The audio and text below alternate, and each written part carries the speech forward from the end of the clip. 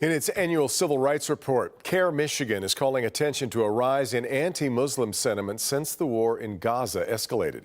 Michigan's chapter of the Council on American Islamic Relations says our state is fourth in the country now when it comes to the number of civil rights complaints they logged last year, trailing just California, Ohio, and Texas. Civil rights complaints coming into CAIR Michigan are at an all-time high, the majority of which began flooding their office after October 7th.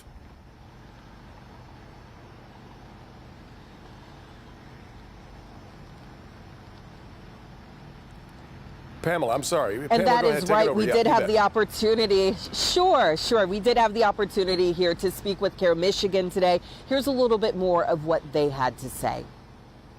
We have seen a huge uptick in cases. In the 57 days after October 7th, hate crimes and other civil rights complaints coming into the Council on American Islamic Relations, or CAIR Michigan's office, increased by 340%. The vast majority of the incidents happened in public schools and universities. In Ypsilanti, a substitute teacher had announced to her class of a sizable amount of Arabs and Muslims that Palestinians, it is in their nature to commit these sorts of crimes. And in Oakland County, Bloomfield Hills High School, for disciplining students who engaged in peaceful protesting and walked out, and then wanted to treat those students as being investigated under a quote-unquote threat assessment. Dawood Walid, CAIR Michigan's executive director, says it's happening in the workplace too. We've had individuals fired from their job just for doing a tweet in favor of Palestine. CAIR Michigan is working to protect the rights of those who turn to them for help,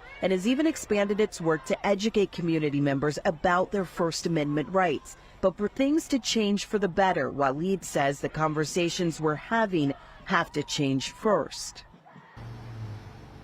And Walid wants to see community leaders be civil in their discourse. He says there's something else that all of us can do as well. If we see any of these instances of anti-Muslim rhetoric, any comments, anything like that, he says that we can all intervene and disrupt that behavior. For now, reporting live in Canton, I'm Pamela Osborne, Local 4. Got it. Thanks for that, Pamela.